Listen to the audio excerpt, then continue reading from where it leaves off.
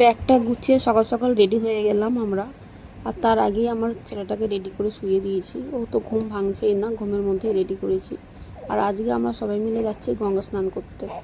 দেখো আমি নাইটি পরেছি, নাইটি স্টিকার তুলতে ভুলে গেছি, কারণ আমার মনেই ছিল না, নতুন নাইটি তো স্টিকার তুলতে মনে ছিল না। খুব সকাল সকাল যেহেতু আমরা রেডি হয়ে গেছি, তো খুব তাড়াহুড়োর মধ্যে গেছি। সকাল 7টার সময় গাড়িতে উঠেছি, সকাল সকাল করে বার হতে হবে। আর খুব বাইরে রোদ্দুর পড়েছে। তোমরা হয়তো অনেকেই বলবে যে আমি নাইটি পরে কেন যাচ্ছি, কারণ আমার স্নান করে চেঞ্জ করতে সুবিধা হবে। আমি তো জানি না যে স্নান করার পর কীভাবে চেঞ্জ করবো, ওখানে চেঞ্জ করার জায়গা আছে কি না আছে। এই জন্য নাইটি পরে যাচ্ছি যাতে আমার সুবিধা হয়।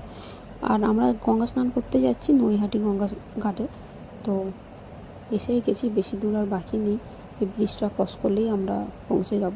আর বাবু সারা রাস্তা গাড়িতে ঘুমাতে ঘুমাতে গেছে। এই দেখো, গার রোদ্দুর পড়ছিলো বলে আমি আমার ওড়নাটা দিয়ে ওর মুখটা ঢাকা দিচ্ছিলাম, কারণ প্রচুর রোদ্দুর, বাইরে খুব গরম পড়েছে। কষ্ট হচ্ছে, কিন্তু কিছু করার নেই।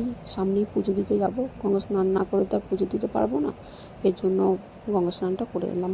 আর আমাদের গাড়ি পার্কিং করেছে দেখো গঙ্গা ঘাটের একদম সামনেই। আমরা বলেছিলাম যে একদম গঙ্গা ঘাটের সামনেই পার্কিং করতে, যাতে বেশি দূর না হাঁটতে হয়, কারণ প্রচুর রোদ্দুর হয়ে উঠে গেছে সেই সময়তেই। তো এর জন্য আমরা পার্কিংটা গঙ্গা ঘাটের সামনেই করেছিলাম। কিন্তু একটা প্রবলেম হচ্ছিলো যে ঘাটেতে কেউ স্নান করছিল না। আমার প্রচুর ভয় হচ্ছিলো একা একা স্নান করতে। 2-3 জন স্নান করছিলো, তো আমি ঘাটে নামার সাথে সাথেই দেখলাম তারা উঠে এলো, যেহেতু সব ছেলেরা ছিল। তো আমি নামার সাথে সাথে দেখলাম উঠে এলো। আর ঘাটটা প্রচুর স্লিপ ছিল। একজন আমাকে বলে দিলেন যে সাবধানে নামবে, কারণ ঘাটটা প্রচুর স্লিপ, দেখো যে পড়ে না যাও। তো আমি প্রচুর ভয়ে ভয়ে একদম বেশি দূরে যাইনি, যেহেতু আমার জলটাতে একটু ভয় লাগে। আর একা একা যেহেতু নামতে হয়েছে, একদম গঙ্গা ঘাট থেকে একটু নেমে 1-2 পা নেমেই আমি একদম ওখানে স্নানটা করে নিয়েছি। জানি ডুব মারতে খুব কষ্ট হচ্ছিলো, অল্প জল তো, কিন্তু কিছু করার নেই। আমি ওইভাবেই ডুব মেরে 3-4টে ডুব মেরে উঠে এলাম। এরপরে আমার বর স্নান করবে, ছেলেকে বর ধরে রেখেছে, আমি এবার ধরবো, স্নান করবে।